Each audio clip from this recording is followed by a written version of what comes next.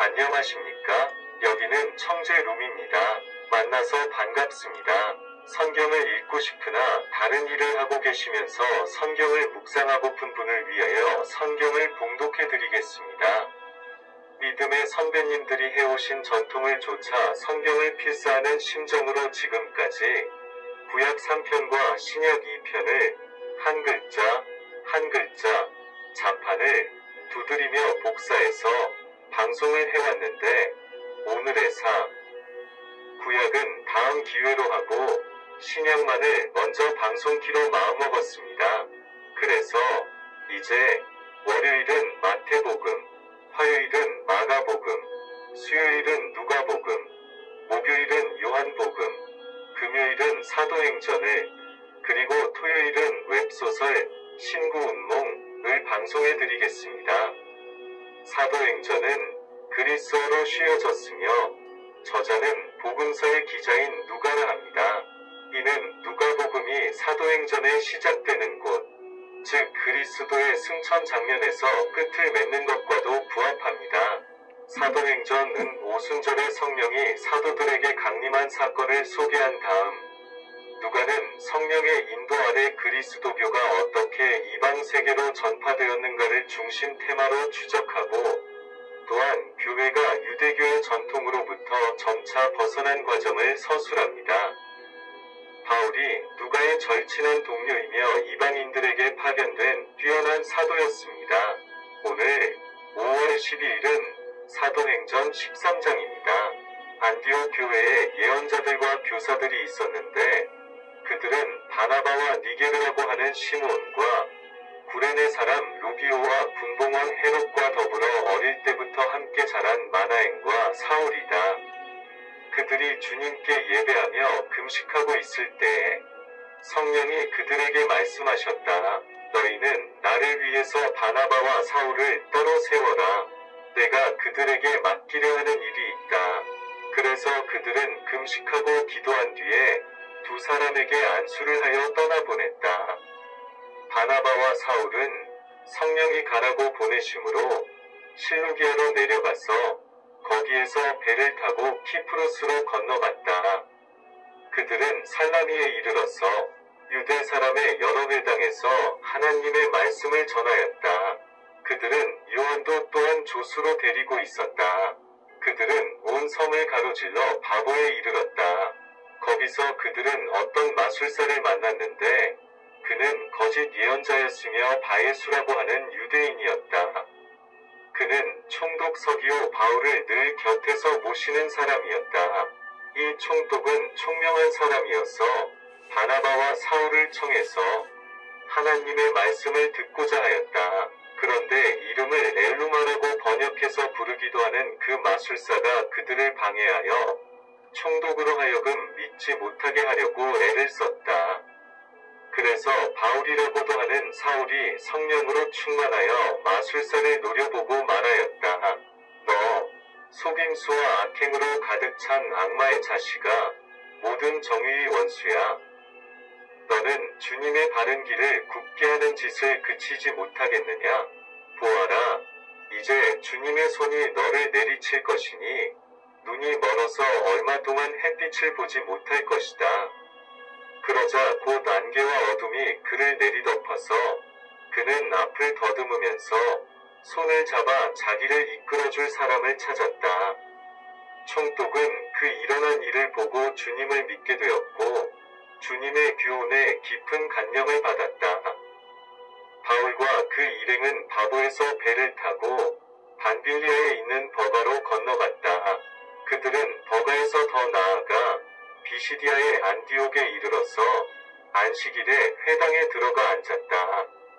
율법서와 예언자의 글을 낭독한 뒤에 회당장들이 바울과 바나바에게 사람을 보내어 형제들이여, 이 사람들에게 권면할 말씀이 있으면 해주시오 하고 청하였다.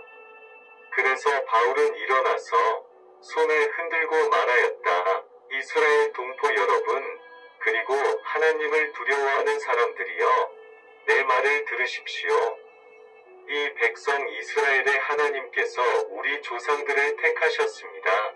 이 백성이 이집트 땅에서 나그네 생활을 하는 동안에 이 백성을 높여주시고 권능의 팔로 그들을 거기에서 인도하여 내셨습니다. 광야에서는 40년 동안 그들에 대하여 참아주시고 가나안 땅의 7 족속을 멸하셔서 그 땅을 그들에게 유업으로 주시고 약 450년 동안 차지하게 하셨습니다. 그 뒤에 예언자 사무엘 시대에 이르기까지는 사사들을 보내주시고 그 뒤에 그들이 왕을 요구하기에 하나님께서는 베냐민 지파 사람 기스의 아들 사울을 그들에게 왕으로 주셔서 40년 동안 그를 왕으로 섬기게 하셨습니다. 그 다음에 하나님께서는 사울을 물리치시고서 다윗을 그들의 왕으로 세우시고 증언하여 말씀하시기를 내가 이새의 아들 다윗을 찾아냈으니 그는 내 마음에 드는 사람이다. 그는 내 뜻을 다 행할 것이다 하셨습니다.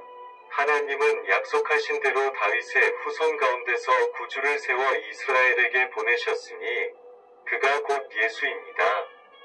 그가 오시기 전에 요한이 먼저 회개의 세례를 모든 이스라엘 백성에게 선포하셨습니다. 요한이 자기의 달려갈 길을 거의 다 갔을 때에 말하기를 여러분은 나를 누구로 생각하십니까? 나는 그리스도가 아닙니다.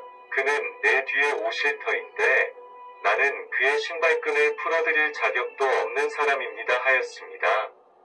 아브라함의 자손인 동포 여러분, 그리고 여러분 가운데서 하나님을 두려워하는 사람들이여, 하나님께서 이 구원의 말씀을 우리에게 보내셨습니다.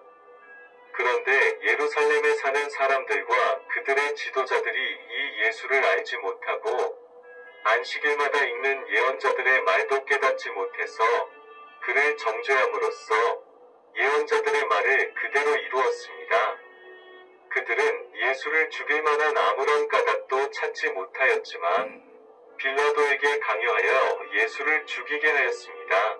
이와 같이 그를 가리켜 기록한 것을 다 행한 뒤에 그들은 예수의 시체를 나무에서 내려다가 무덤에 두었습니다. 그러나 하나님께서 예수를 죽은 사람 가운데서 살리셨습니다.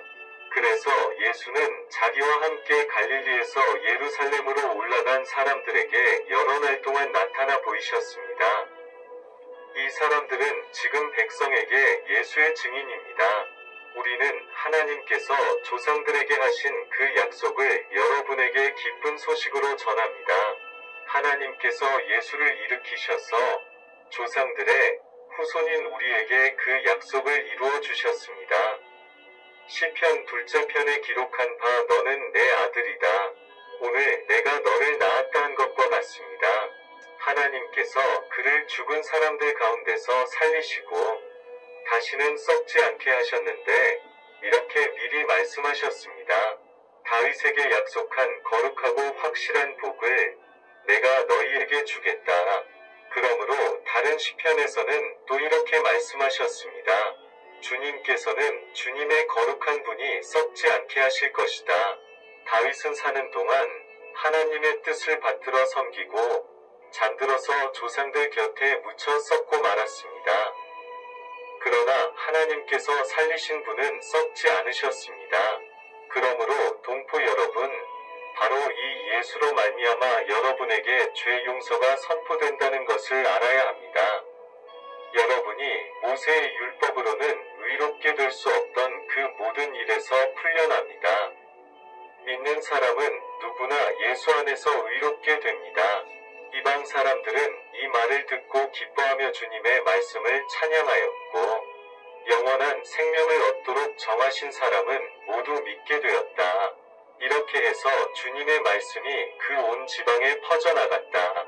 그러나 유대 사람들은 경건한 귀부인들과 그 성의 지도층 인사들을 선동해서 바울과 바나바를 박해하게 하였고 그들을 그 지방에서 내쫓았다. 그래서 바울과 바나바는 그들에게 발이 먼지를 떨어버리고 이고니온으로 갔다. 제자들은 기쁨과 성령으로 가득 차 있었다. 이로써 사도행전 13장이 끝났습니다. 내일은 웹소설, 신구운몽, 한국어, 영어, 중국어, 일본어 편을 보내드립니다. 대단히 수고하셨습니다. 다음 시간까지 안녕히 계십시오.